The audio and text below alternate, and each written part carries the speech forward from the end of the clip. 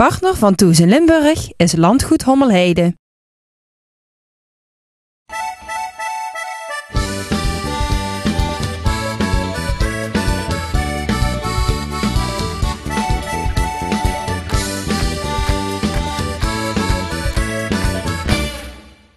Ja, welkom bij weer een nieuwe uitzending van Thuis in Limburg vanaf Landgoed Hommelheide in Susteren. En dit is de laatste, hè? De allerlaatste en dan gaan we weer terug naar de studio, Wendy. Ja, klopt helemaal. Maar voordat we natuurlijk naar de studio gaan, eerst nog een hele mooie uitzending. Wie heb je allemaal te gast? Ik heb heel veel sport vandaag. We hebben de nummer 6 van de 100 meter vlinderslag op de laatste Olympische Spelen. Hebben we het over niemand minder dan Juri Verlinde uit Melick. Bij mij aan tafel dadelijk. En we hebben een stukje prominente race van de ridderronde in Maastricht. Met Erik Meijer en ondergetekende in de hoofdrol. Ja, ik ben benieuwd. Ik heb ook iemand die op de Olympische Spelen is geweest, maar dan niet zelf om te sporten, maar om te kijken. Namelijk gedeputeerde Noël Lebens. En we hebben natuurlijk weer een mooie artiest vandaag in de uitzending. Winnaar van Doorsit Muziek in Roy van den Broek. Kijk, dat wordt gezellig. Absoluut. En we starten denk ik met onze collega Pet, Absoluut. Die heeft weer alle remmen los.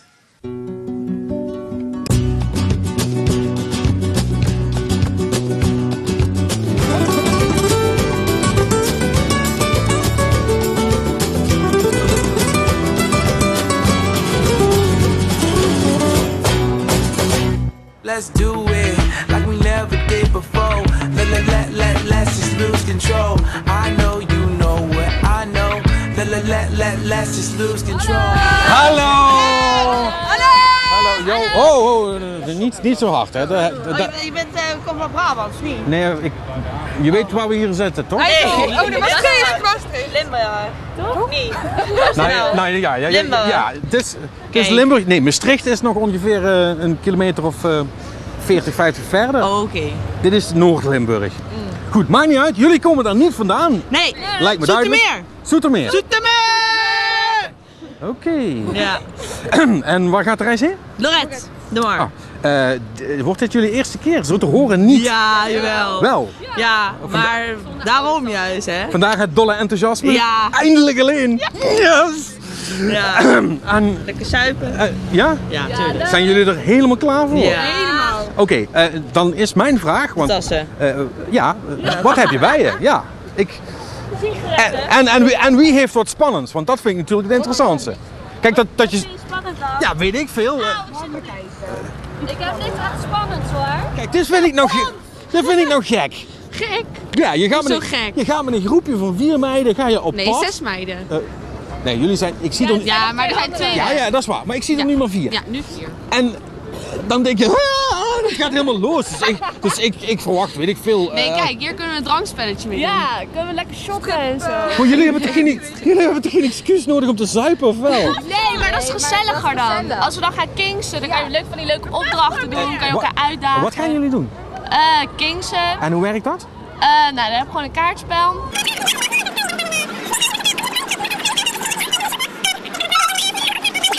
Het maakt eigenlijk allemaal niet zoveel uit. Je trekt een kaart en dan moet je drinken. Nee. En dan komt is er iemand die de regels wel snapt? Nee. Nee. Ja, ik zo dronken en dan moet je alleen maar drinken. Ja. Dus mijn tas, wie zie? Hebben jullie nou ook iets met... Oh, banaantjes, lekker.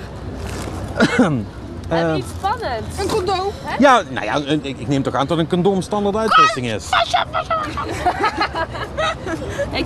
Wil je foundation? Nee, hoeft niet. Mascara? Nee. Ik heb chippies. Nee, ja. Nee, ik wil... Maar die zit in mijn andere tas. Ik wil een banaantje. Wil je een banaantje? Ja. Oh, pak maar een banaantje hoor. Nee, hij is nog dik. Nou, niet meer. Kan altijd open. Mag ik een banaantje? Meneer, ook een banaantje? Alsjeblieft. Maar ja, jullie gaan toch wel achter de jongens aan, zeker of niet? Ja, tuurlijk wel. Ja, dus. Waarom ga je alles aan je red? Dus familiepak condooms, wie heeft het bij zich? Condooms? Nou, hè? Nee. Melanie? Die heeft er een van de Jip. Ik heb ook een condoom. Van het Jip. Van wat? Van het Jip, het Jongereninformatiepunt is dat. Het jongereninformatie. En die hebben Ja. jou een condoom gegeven? Nee, niet mij. Een vriendin van mij. En die heeft hem aan jou gegeven? Nee, zij heeft hem zelf gehouden. Dus een vriendin, je kent iemand die een condoom heeft? Ja. Nou, dan ben je goed voorbereid. Ja, hè? Ja, helemaal klaar ervoor. Ja, maar wat tuurlijk. als je nou iemand tegenkomt dan? Ja, je kan hem gebruiken of niet, toch? Nee, maar als jij hem niet hebt, kun je hem niet gebruiken. Oh nee, maar ik hoef hem niet te gebruiken. Ik heb al 4 jaar een vriend, dus. Oh, ja, maar dan Nee hoor, mijn relatie niet hoor. onverwoestbaar. Ja. Nou, 1 dag op vriend. Zou het 1 dag een vriend? 1 dag. En je hebt sinds gisteren een vriend en dan ga je, en dan ga je naar Lorette. Ja. Oh, handig. Ja, hè? Wat vindt hij daarvan? Ik heb geen idee. Hij weet het niet. Wat hebben ze in Lorette? Steeds in Lorette. Is dat zo? Ja. Nee, Behalve als hij dit ziet. hoe heet je vriend? Joey. Joey. Sorry. Ja, inmiddels is bij mij aangeschoven gedeputeerde van de provincie Limburg, Noël Lebens. Welkom. Ja, natuurlijk gedeputeerde onder andere op cultuur- en sportgebied. Ja, blij dat de sport weer begonnen is, de Eredivisie en dergelijke. Nou, volgens mij is het een mooie zomer. Althans, qua weer is het beter geworden. Maar qua sport hebben we in elk geval qua evenementen niet te klagen gehad. Wat betreft prestaties hebben we moeten wachten tot de Olympische Spelen. Dus wat dat betreft denk ik dat het nu ook wel mooi is als we de gewone draad weer oppakken met het handbal, met het voetbal en noem maar op. Dus wat dat betreft ben ik wel weer blij dat de Eredivisie is begonnen en straks in september ook het handballen weer van start gaat. Ja, want u bent zelf ook een echte sportfanaat. Fan van de Lions, heb ik begrepen? Ik ben regelmatig bij de Lions te vinden, maar ik mag ook zeggen dat Bevo in Noord-Limburg, het blijven Limburgse teams. Hè? Dus wat dat betreft als Limburger ben je trots op je eigen Limburgse teams. Dat ik daar ook wel, ik probeer toch wel 1 à 2 keer per jaar ook daar aanwezig te zijn. Ja, wat betreft het wielrennen bent u ook weer op pad geweest. U heeft de afgelopen week een mooi boek mogen ontvangen. Ja, dat klopt. Het eerste exemplaar, zoals het altijd zo mooi heet. Of het eerste is, weet je maar nooit. Maar het was in elk geval uitgereikt door Jan Jansen, oud toerwinnaar. Oud wereldkampioen, eigenlijk ook de ambassadeur voor het aanstaande WK wielrennen hier in onze provincie. Het is toch altijd een leuke gewaarwording als zo iemand met zijn anekdotes aangeeft hoe het toen was. Als je ziet hoe ze toen tot topprestaties kwamen en hoe het nu allemaal goed begeleid is met goede voeding, met goede trainers, noem maar op. Maar ook met heel ander materiaal. Is het ook wel leuk om vanuit dat verleden naar de toekomst te kijken. En dan zie je toch dat wij als Limburg, als echte wielerprovincie, ook dat veel meer moeten uitbuiten. Hè. Landschap in het zuiden, met de heuvels en dergelijke. Maar dat we er ook veel trotser over mogen zijn.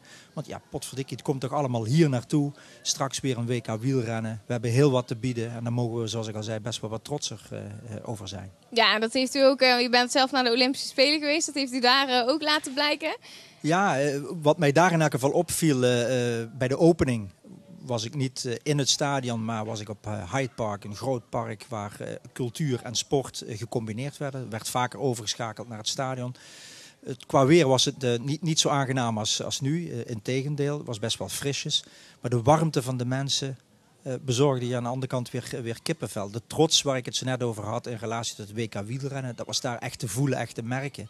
En dan zie je toch dat sport en cultuur ook weer zo'n bevolking en zo'n omgeving een enorme boost geven. Hè. Als je ziet de ontwikkelingen in Londen, waar een hele wijk is opgeknapt, waar een Olympische omgeving is gecreëerd. Kun je wel weer aan de voorkant liggen te morren van, moeten we dat wel doen en moeten we daar zoveel geld in steken? Het is een investering. Het is een investering die zich aan de achterkant, ik denk al tijdens de Olympische Spelen, maar vooral aan de achterkant dubbel en dik terugverdient. En het is niet altijd in euro's te meten. Nee, dat is natuurlijk ook vooral de passie voor de sport die daarbij komt kijken. En u heeft zich er ook hard voor gemaakt om in 2028 de Olympische Spelen ook een beetje naar Limburg te halen? Nou, Amsterdam heeft zich kandidaat gesteld. Althans is in die richting aan het bewegen om in 2028 de Olympische Spelen binnen te halen. Als Nederland, maar dan specifiek als hoofdstad, als trekker, als boegbeeld. En in Londen heel veel contacten gelegd. Op 4 dagen tijd meer dan je bij wijze van spreken een half jaar vanuit kantoor bellend kan ik langskomen, weet ik wat allemaal. Dat je echt 4 dagen intensief met mensen bent opgetrokken, in contact bent gekomen.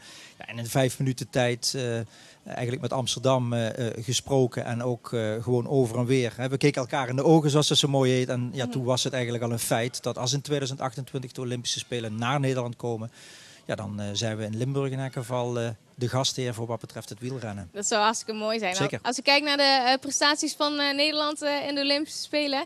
Ja, we mogen natuurlijk absoluut niet klagen met het aantal medailles wat er is teruggekomen. Nee, als je kijkt naar Nederland, ja, wat stellen we als zodanig voor op die aardbol? Dat is ook weer die trots, die passie die we moeten uitstralen. Meer medailles gehaald dan de keer daarvoor. Dus wat dat betreft mogen we wel trots zijn. En ook naar onze Limburgse sporters. Natuurlijk aan de ene kant een Maartje Pauwme als boegbeeld van het Nederlandse hockey-elftal. Ja, toch Limburgs bloed.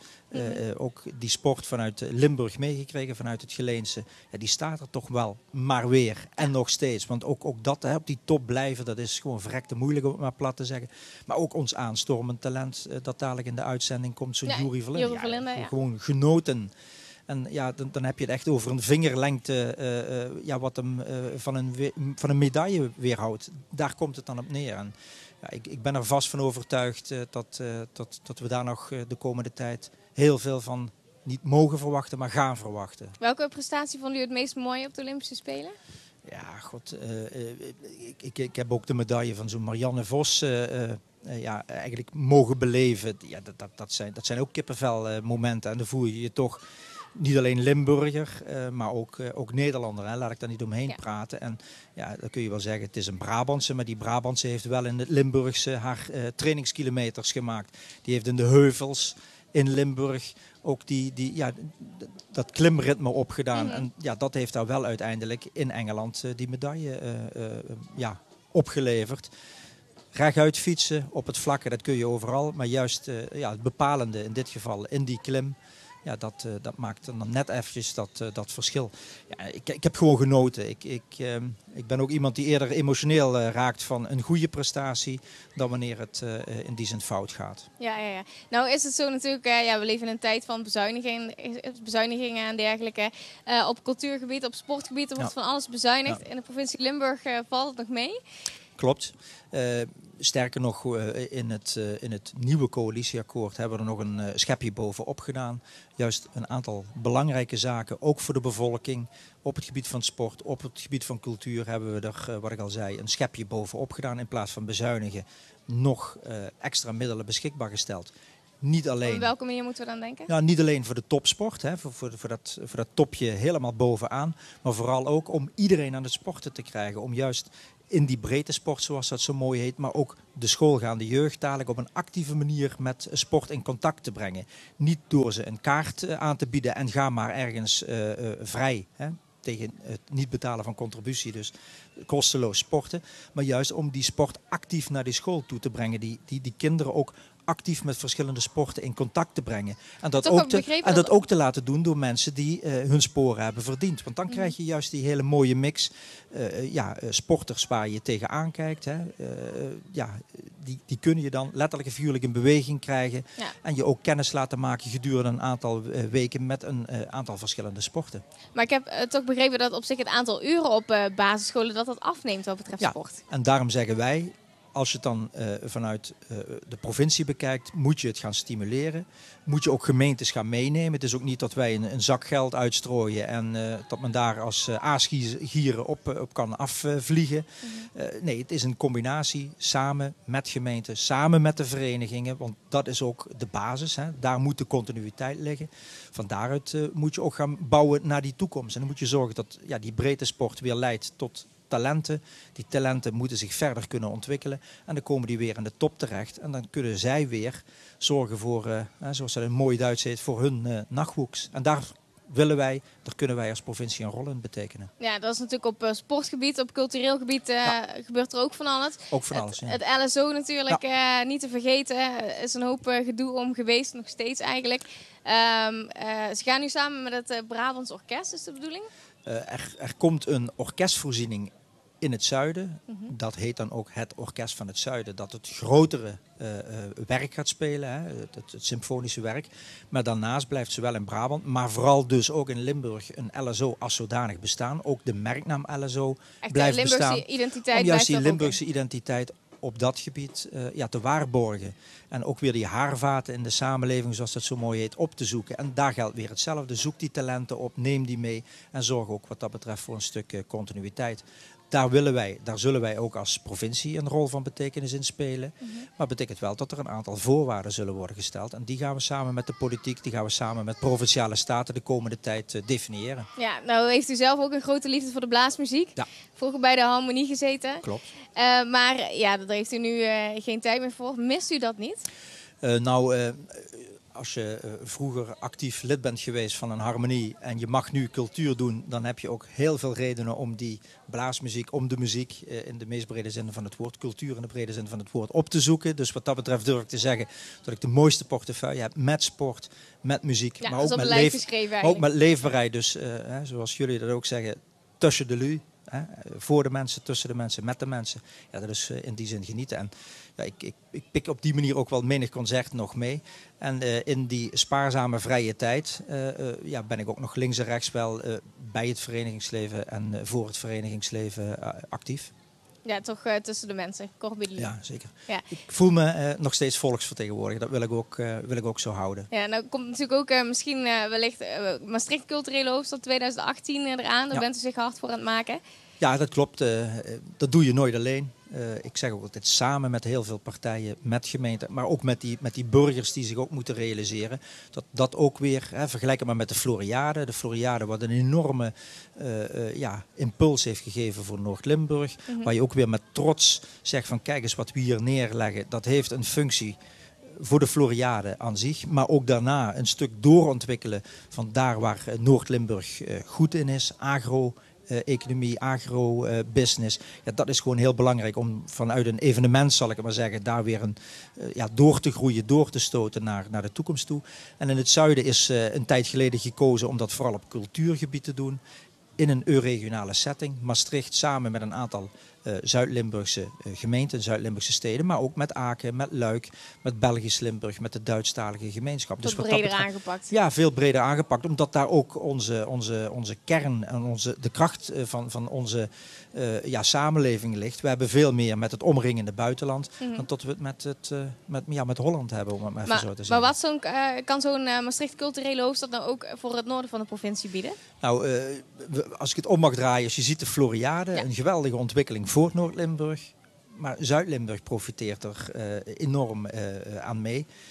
Doordat bijvoorbeeld alle hotels in Maastricht en omgeving, die zijn gewoon volgeboekt vanwege die Floriade. Mensen komen een aantal dagen hier naartoe, genieten van die hele provincie. Genieten dus ook van Zuid-Limburg en maken een aantal, tussen aanstekens, uitstapjes naar Midden- en Noord-Limburg. Nou, wat betreft Maastricht Culturele Hoofdstad wordt juist ingezet op het meerdaags aanwezig zijn in onze provincie. Meerdaags aanwezig betekent dat je van die cultuur die geboden wordt ook meerdagen kunt snoepen. Maar dat je ook in de gelegenheid wordt gesteld om in Noord-Limburg een aantal activiteiten, de omgeving. Tegen die tijd zorgen we ook wel weer voor reuring in Noord-Limburg. Dat je ziet van, nou, daar moet daar ook is gaan leven. Ja, zeker. Ja. Wat dat betreft zijn evenementen, zijn momentopnames, maar de weg er naartoe, het moment zelf, maar ook de jaren daarna, daar moeten we veel meer van profiteren. En als je die investeringen dan weer afzet in wat het oplevert voor de mensen zelf, in de aanloop er naartoe qua bouwactiviteiten, maar daarna ook omdat mensen terug gaan komen, omdat we gewoon een hele mooie provincie zijn en veel te bieden hebben. Nou, dan moet je ook die opbrengsten in de loop van de jaren gaan totaliseren, zoals dat zo mooi heet, en dan pas onder de streep gaan kijken wat het allemaal oplevert. En niet aan de voorkant wat het kost, eenzijdig tegen het licht houden en roepen van is het dat wel waard. Ja, er komt een hoop meer bij kijken natuurlijk. Ja. En er zijn een hoop grote projecten waar u mee bezig bent. En natuurlijk ook nog een hoop kleine projecten waar veel mensen geen weet van hebben. Maar heeft u ook nog een beetje tijd over voor het eigen gezin? Ja, zeker in de vakantieperiode. Wij hebben dan ook gedurende een aantal weken reces. Meestal pak ik dan 1 week om uit te werken. Hè. Af te kicken heet dat, geloof ik. En de laatste week is om weer in het goede ritme te komen. En dan heb je toch altijd een week of 3 de tijd voor je gezin en voor jezelf. Dus wat dat betreft maak je daar ook wel gebruik van om zeker in die periode zoveel mogelijk samen te doen. En hoe wordt die tijd dan doorgebracht? Wij zijn vakantievierders in de zin van, dan benut je de tijd om samen te zijn. niet ver weg. Dat hoeft voor ons gelukkig allemaal niet. De kinderen zijn nu wel in een leeftijd dat je toch gaat kijken van god, wat gaan we dan doen? Ze gaan richting de puberteit. In de puberteit, maar wat dat betreft durf ik nog te zeggen de goede kant van de streep. Ja. En ja, hoe lang ze meegaan, dat weet je natuurlijk nooit. Maar goed, wij kiezen dan eerder voor een stedentrip dan ergens aan het strand te gaan liggen. En, zijn ze ook een beetje cultureel onderlegd? Ja, dat begint te komen, dat begint te groeien. Wat dat betreft zie je toch dat als je ziet wat ze allemaal hebben op dit moment. Dat hadden wij in onze tijd niet. Hier waar we nu zijn, daar ging ik vroeger met het fietsje naartoe. Ging je kikkervisjes bij wijze van spreken vangen. Ja, die komt uit Borren. Je komt uit Borren, je belandde wel eens ondersteboven in het water. Nou ja, daar deed je het dan mee. Nu ga je, als je niet oppast, hoe heet zoiets, all-inclusive. Ga je 2 weken naar Turkije en je krijgt van cultuur niks te zien. Ik denk wat dat betreft moet men er ook in groeien en doet hopelijk het goede voorbeeld ook op termijn in die zin volgen. En zo door het jaar heen? Tijd voor het gezin? Dochterlief is ook een sportliefhebber, dus als je ergens naartoe gaat en het heeft geen officieel karakter, dan gaat ze in die zin lekker mee. En die spaarzame momenten dat je thuis bent, als je die goed benut, dan heeft dat ook een enorme waarde. Sinds kort hebben we een hond. Dat betekent ook een discipline voor het hele gezin. Dat betekent ook dat je met elkaar dingen moet afstemmen wat je niet meer kunt doen. En wie op welk moment aan de beurt is om met het beestje te gaan lopen. Dus wat dat betreft brengt dat, hoe gek het ook klinkt, zo'n hond brengt je ook weer korter bij elkaar. Ja, maar dat gaat vooralsnog goed. Iedereen houdt zich aan het schema. Ook in de zin van dat ik sinds een aantal nachten ook weer nachtrust heb. Want ik had me wel opgeofferd om als het nodig was 's nachts op te staan. Nou, dat is, ik geloof na 3 dagen sliep de hond ook weer lekker door. Dus wat dat betreft voorbeeldig kind. Gelukkig, ja. Maar uw eigen kinderen, ziet u daar dingen van uzelf in terug? Ja, zeker. En dan ook wisselend. Hè. Je ziet gelukkig een aantal karaktereigenschappen van jezelf, maar ook van je vrouw. En dan weet je ook dat de kinderen van je samen zijn, om het zo maar te zeggen. En ja, je hebt af en toe wel eens dingen dat je denkt van, ja, verrip, zo zat ik vroeger ook in elkaar. En noem ze een paar voorbeelden. Ja, gewoon de manier waarop wordt gereageerd. Ook een stukje gedrevenheid, een stukje fanatisme bijvoorbeeld op het gebied van sporten, van inspanning. De ene die nu in een fase is dat het allemaal wat losser is en wat vandaag niet kan, dat komt morgen wel. En de andere die nu in een examenjaar zit, die altijd veel gedrevener is en veel heel erg plant. Ja, dan zie je gewoon, dat zie je nu gewoon ook terugkomen, doet op dit moment vakantiewerk. En je ziet dat dat niet alleen met studeren zo is, maar ook met werken. Dus wat dat betreft zie je wel dingen. Zo zit ik ook wel in elkaar, zie je toch wel karaktereigenschappen terugkomen. Ja, het gezin is het mooiste wat er is.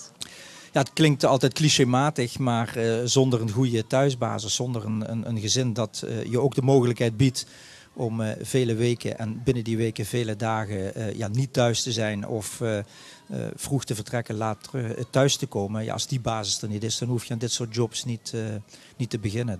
Dan hou je dat ook niet vol. Nee. Nou, hartelijk dank voor dit gesprek. Wij gaan in elk geval hier nog genieten van mooie muziek. En straks natuurlijk van het gesprek met Juri Verlinde. Daar blijft u nog even voor kijken? Ja hoor. Ja. Nou, wij gaan hier genieten, ik zei het al, van muziek. Roy van den Broek met het nummer Het Mooiste Wat Er Is.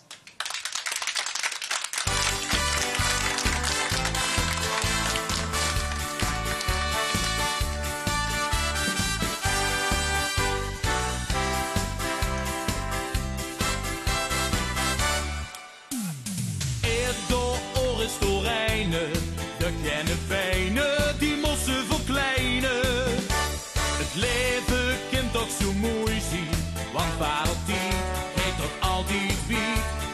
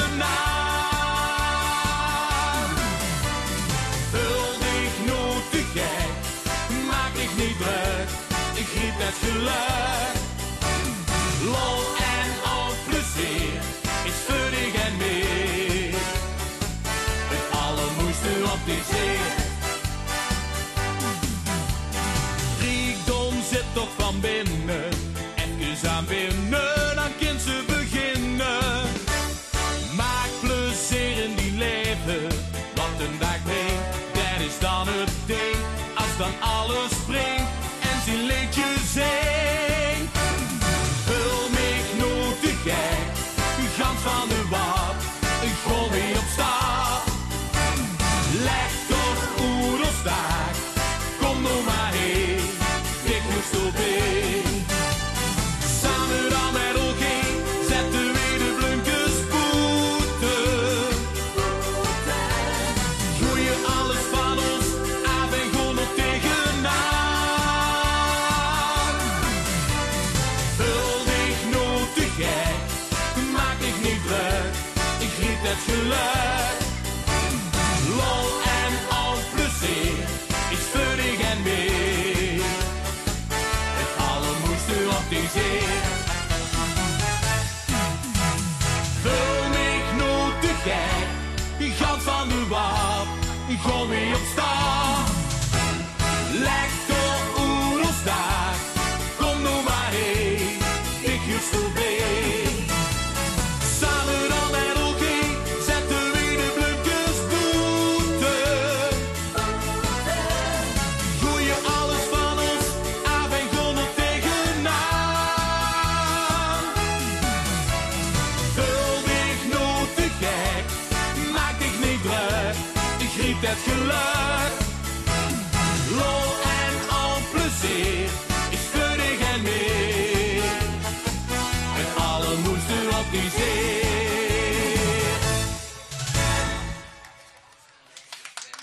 Dankjewel. Ja, dat was Roy van den Broek met het mooiste wat er is.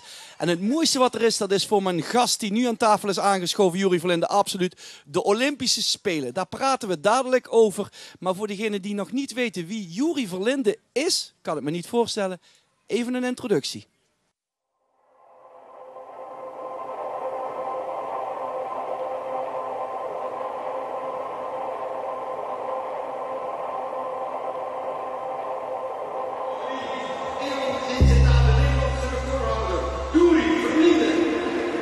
Ik heb mezelf nooit gezien als iemand met een beperking.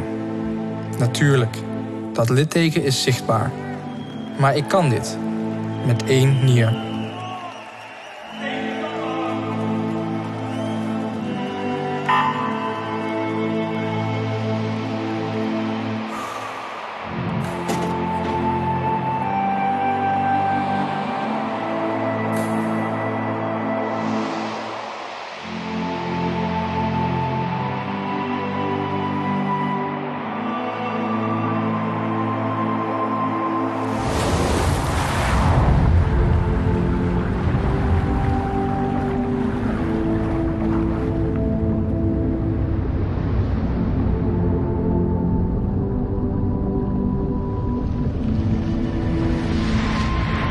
Water pakken. Kunnen versnellen. Eén zijn met het water. Alsof je danst op het water. Dat is vrijheid.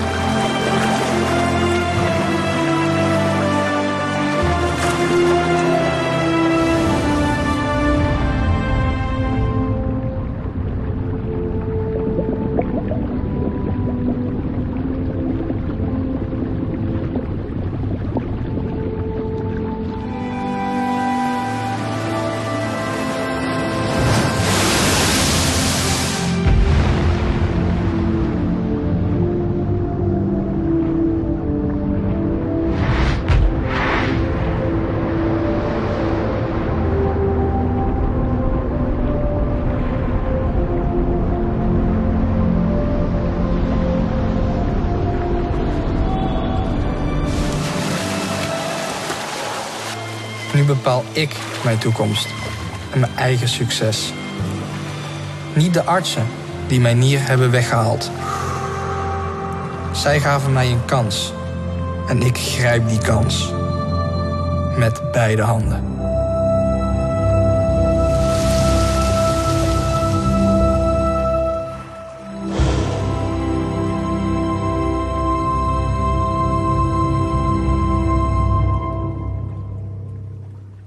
Ja, prachtige beelden van Rob Hotselmans, bekend van Holland Sport. Juri, nogmaals welkom. We zagen het in je filmpje. Je hebt nog maar 1 nier. Die functioneert niet voor 100%. In hoeverre ben je daardoor beperkt? Nou, op zich valt dat gewoon wel mee. We hebben bloedwaardes onderzocht en als je die gewoon naast een normaal gezond persoon legt, dan zou je niet zien dat ik inderdaad maar 1 nier heb. Dus degene die ik heb, die doet zijn werk goed. En met alle begeleiding van alle deskundigen om mij heen kan ik gewoon mijn sport doen. Maar moet je extra rekening houden met het feit dat je er maar 1 hebt?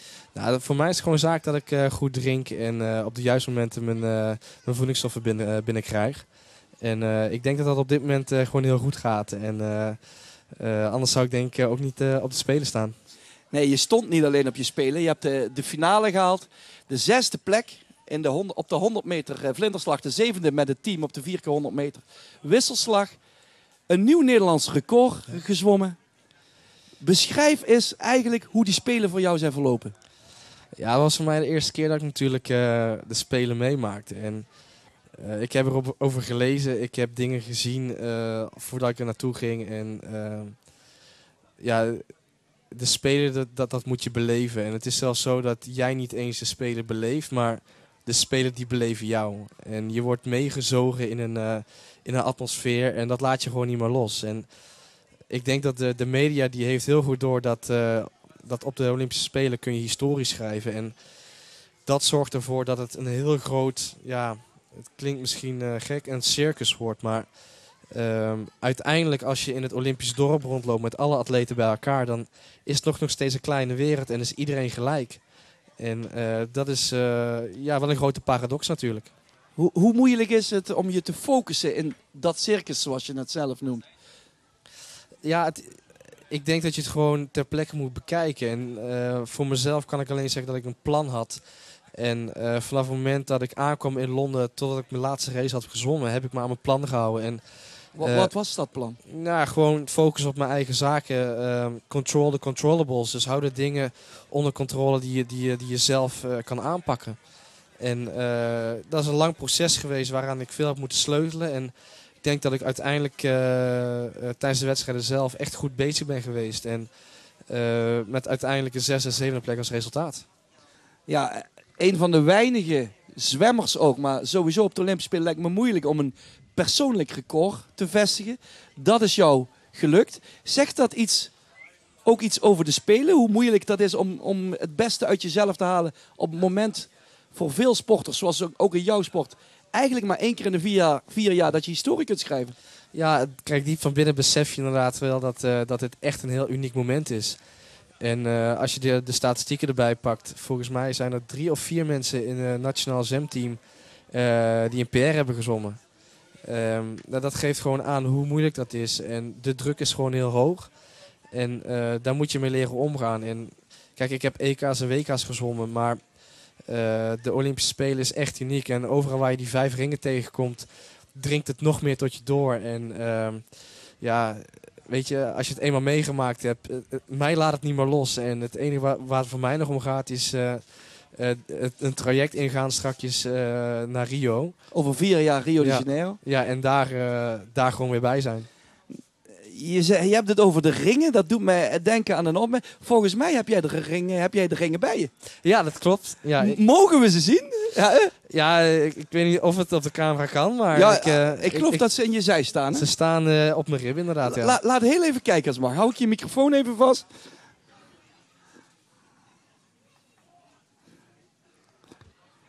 Ja, die zijn heel duidelijk te zien. Juri, geef dat aan hoe jij je droom nastreeft. Ja, kijk, toen ik 12 jaar geleden Pieter voor het eerst Olympisch kampioen zag worden in Sydney. Pieter van Hogeband. Pieter van Hogeband inderdaad, op de 200 meter vrije slag. Toen ben ik echt besmet geraakt met dat virus, met het Olympische virus. En het enige wat ik dacht was, ik wil daar ooit ook een keer staan op dat podium. En ik denk dat virus mij nog steeds in bezit heeft. En ik denk dat het gewoon die ringen die ik nu heb laten tatoeëren, dat is gewoon een litteken van het feit dat ik Olympiër ben geweest. En Olympiër zal ik de rest van mijn leven blijven. Ja, je hebt van dichtbij nou meegemaakt hoe Ranomi met goud er vandoor ging en hoe zij het beleefd heeft en hoe mooi het is om daar met goud te staan. Ja. Kriebelt er dan kippenvel? Of, Ja, tuurlijk. Ik vond het fantastisch voor Ranomi dat ze dat gedaan heeft. Want Er was onwijs veel druk op haar om goed te zwemmen. En iedereen had haar van tevoren gebombardeerd tot Olympisch kampioene. Nou, ze weet het gewoon goed waar te maken. En natuurlijk heb ik van dichtbij nu meegemaakt wat er dan allemaal bij komt kijken. En er is bij mij echt een intrinsieke motivatie die zegt, dat wil ik ook. En ik wil gewoon uiteindelijk ook het beste uit mezelf halen. En als ik nu terugkijk op de Spelen, dan denk ik, ja, ik heb het goed gedaan.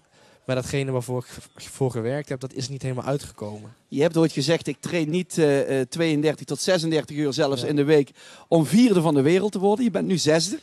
Ja, daar heb ik ook niet voor getraind. Dus, en het is gewoon zo, ik laat bepaalde resultaten zien in de training. En mijn coach Martin Truijens, die weet ook wat ik kan, wat ik in de training heb laten zien. En dat was geen 6e plek op de Spelen in 51,8 seconden.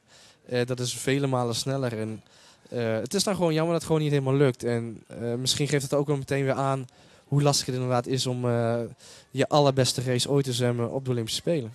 Ja, je gaat het traject naar Rio vol gemotiveerd in. Ik heb nog niemand gezien van al die sporters die zo snel al zeggen van en nou Rio, want het kan voor jou volgens mij niet snel genoeg komen. Je bent in Rio 28 jaar, 100 meter vlinderslag, kracht van je leven dan. Ja, dat gaat gewoon helemaal goed komen, weet je. Dan heb ik 1 keer een Spelen meegemaakt. Dan heb ik ongeveer een idee wat me te wachten staat. En natuurlijk op dit moment is het gewoon even de thuis laten vieren en een beetje vakantie houden. Maar ik denk dat ik binnen nu en 2 weken echt weer het water in duik. En de eerste stappen, de eerste slagen richting Rio ga maken. De eerste slagen, ja, dat is mooi. Ja. Hey, ben jij als topswem, ben jij een teamspeler of ben je een Einzelganger? Ik moet het wel heel erg van het team hebben. Toen ik 2 jaar geleden naar Amsterdam ging om daar te trainen, toen dacht ik echt, ik heb dit nodig, want het team is daar beter. De coach die sprak me ook iets meer aan met het programma dat hij draaide. En ik kan merken dat ik echt veel beter in mijn vel zit. En dat de mensen om me heen om mee samen te trainen, dat echt heel belangrijk voor me is. En ik snap dat uiteindelijk sta ik alleen achter de startblok als ik een individuele race heb. Mm-hmm.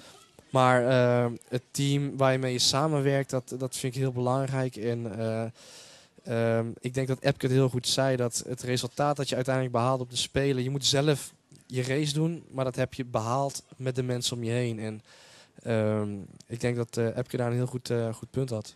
Ja, ik denk dat je als topsporter heel egoïstisch moet zijn.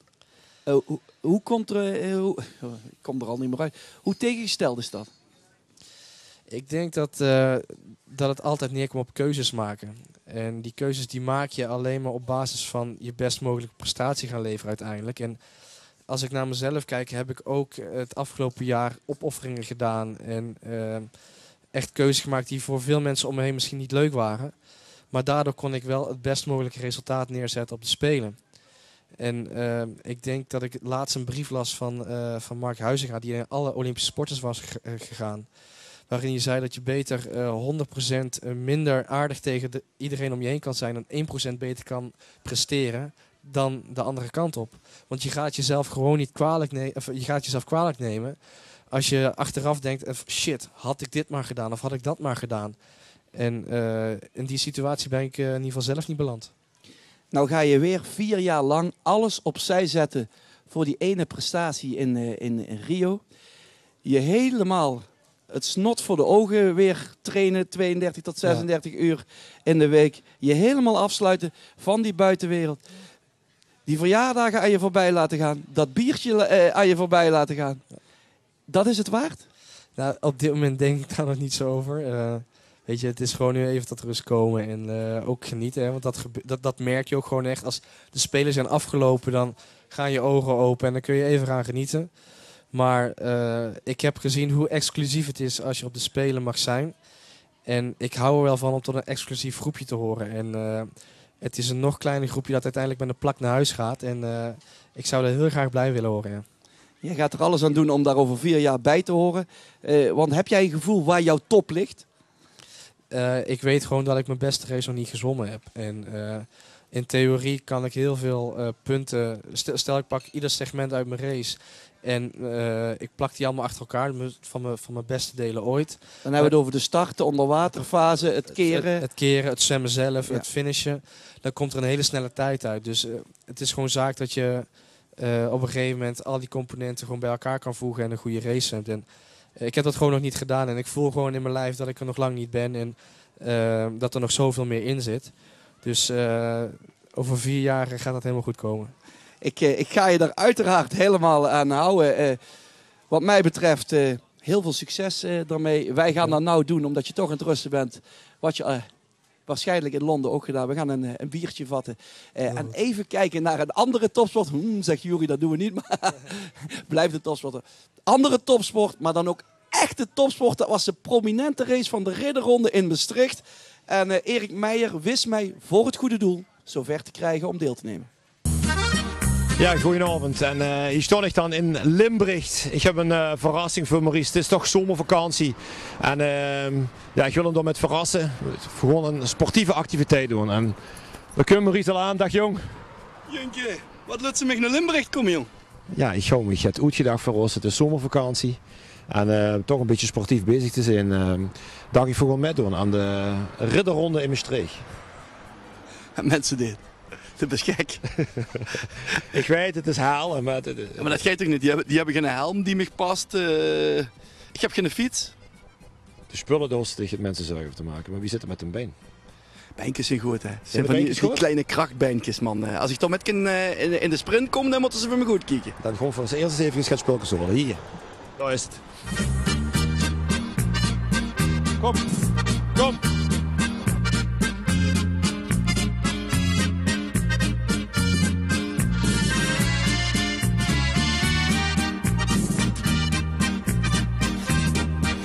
Zitten. Wat heb je gemaakt? Ah. Dion. Maurice is, daar heb je spulletjes. Ik heb het verzameld voor je. Goeiedag. Ja, hoi. Dion, kijk eens. Echt normaal XXL, hè?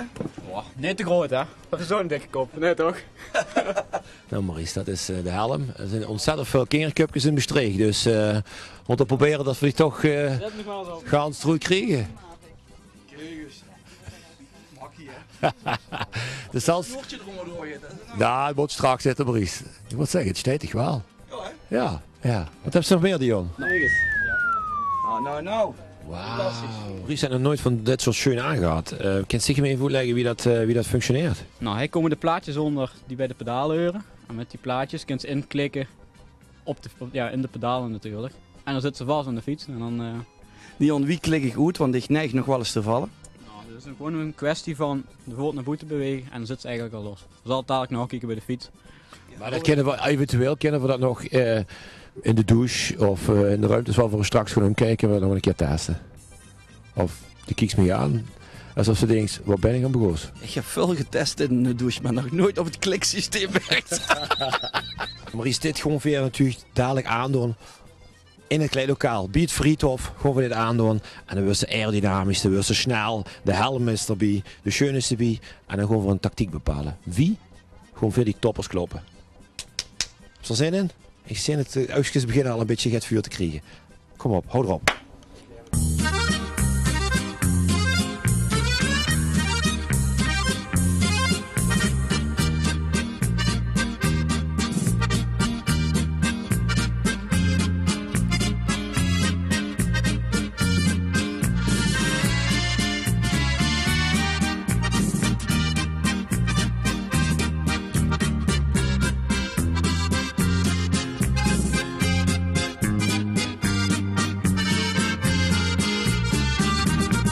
Het kliksysteem, eerste keer.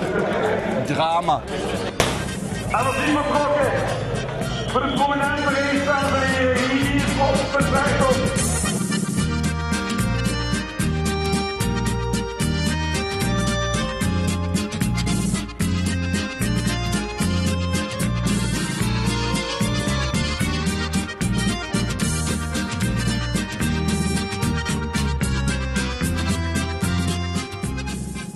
Wat wil dat zeggen? Het tempo te hoog, de houding een probleem, de toeklip is een probleem. Zelfs Sepp van Goossen reed me het leeggoedtuig. Maar ik ben benieuwd naar onze Erik Meijer, die is nog in koers. Is dat Jan Krekop?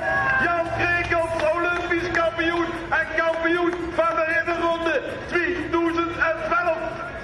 Erik, Hoe ging het? Ja, het ging haal. Het spel was op de wagen. En ik was erbij en Stefan Goossen zat kort achter me en ik denk, als hij één ding moet, is Stefan Goossen achter me gehouden. Wie denk? Dat is gelukt, maar ik heb dich niet gezien. Oh, wat was dit dan? Ja, ik denk, ik ga rustig achter, dat is prominenter is, rustig aan. Ja. Maar het tempo ligt toch redelijk hoog. Het tempo was heel hoog en ik heb wel dringend behoefte aan een lekker pilsje. Ja, die heb ik gewoon wel een paar gehad, maar die eerlijk zeggen. Ik ben kapot. Heren, mogen je even interruperen? Sef, Makkie. hoe was het? Ik vond het tempo hoog. Makkie, handjes op het stuur en 3 keer aan de elastiek gezeten. 3 keer aan de elastiek? Ja, 3 keer aan de elastiek.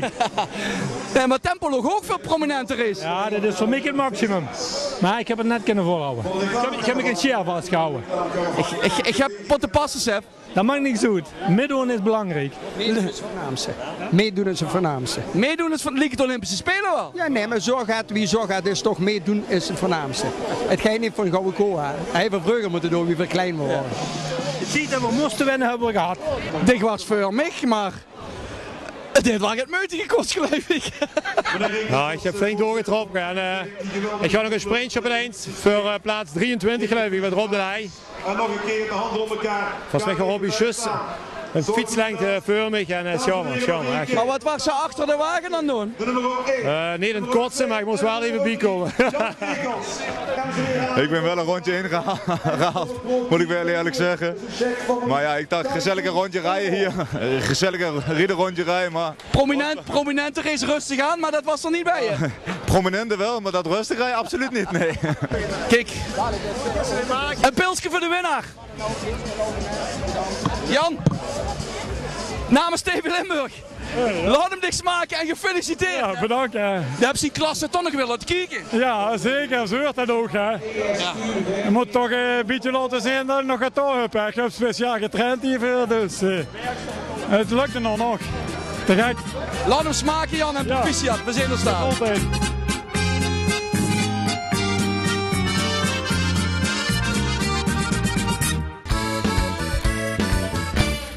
Ja, en van het Friedhof in Maastricht gaan we snel de boodschappen doen. We gaan naar de reclame. Tot zo. Partner van Toes in Limburg is Landgoed Hommelheide.